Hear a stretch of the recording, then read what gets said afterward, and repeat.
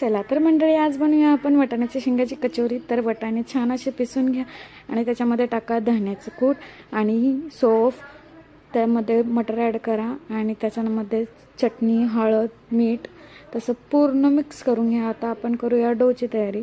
तर मैदा घ्या 2 कप, त्यामध्ये तेल करा आणि त्यानंतर टाका त्याच्यामध्ये ओवा, त्यानंतर छान असं मळून घ्या आणि त्यानंतर छान असं पोळी हलक्या हाताने लाटून घ्या।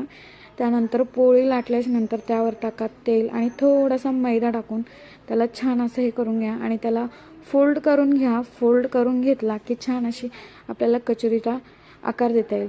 पूर्ण फोल्ड करून घ्या, पूर्ण रोल करून घ्या, त्यामध्ये करा 2 तुकडे आणि हलक्या हाताने त्याला प्रेस करून लाटून घ्या। त्यानंतर त्यामध्ये भरा, त्यानंतर हलक्या हाताने अजून आपण जेवढ्याला आपल्याला बनवायचं आहे तेवढं पूर्ण हे करून घ्या आणि स्लो फ्लेमवरती हलक्या